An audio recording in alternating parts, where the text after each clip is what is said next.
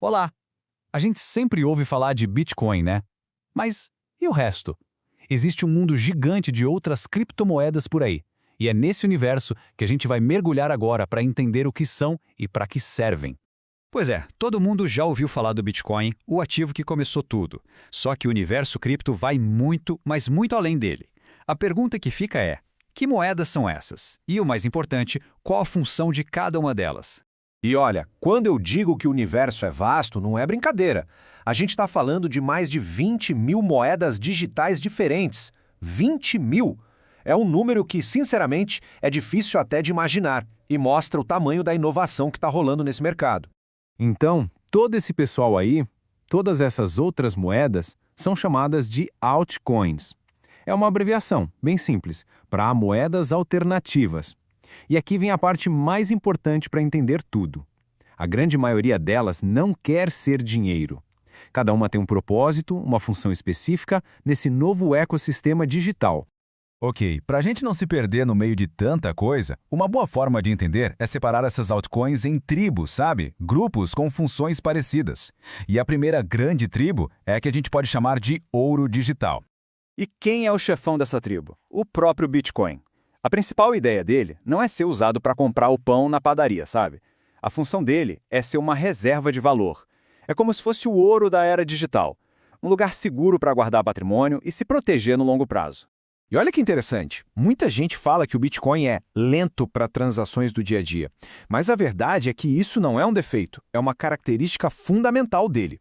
É justamente essa estrutura mais robusta e até mais lenta que torna a rede dele tão segura.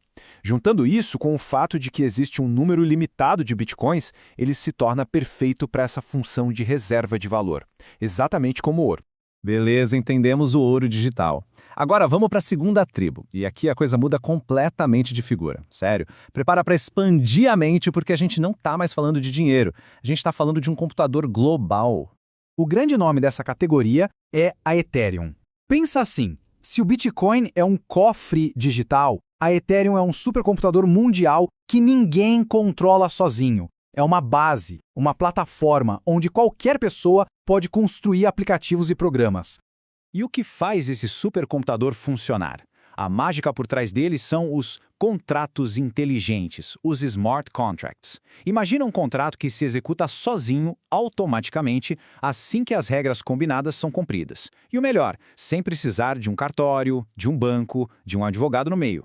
Isso abre um leque de possibilidades práticas que é impressionante. Pensa só, dá para criar um sistema de empréstimo que funciona sozinho, 24 horas por dia, sem precisar de um banco.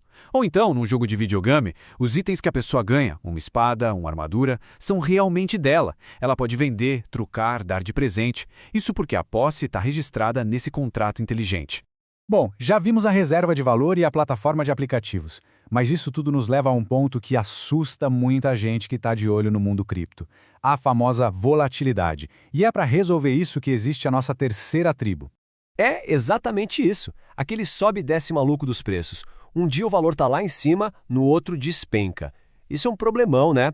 Pois é, mas criaram uma categoria de moedas pensando justamente em resolver essa questão. O nome delas já dá a dica. Stablecoins, ou moedas estáveis. A ideia é simples. O valor de uma stablecoin é amarrado em um ativo do mundo real, na maioria das vezes no dólar americano. Por isso são vistas como o porto seguro dentro do universo cripto. Olha só, aqui fica tudo muito claro. De um lado, o Bitcoin e a Ethereum, com aquela variação de preço enorme. Do outro, a stablecoin, ali quietinha, valendo sempre perto de $1. O que elas fazem, no fim das contas, é pegar o melhor dos dois mundos, a velocidade das criptos com a estabilidade do dinheiro que a gente já conhece.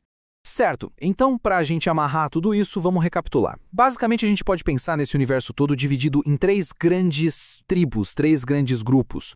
De um lado, a tribo do ouro digital, com o Bitcoin focado em guardar valor. No meio, a tribo do computador global, com a Ethereum, que serve para construir coisas para ter utilidade. E por fim, a tribo do porto seguro, as stablecoins, que buscam estabilidade para a gente poder fazer transações sem susto.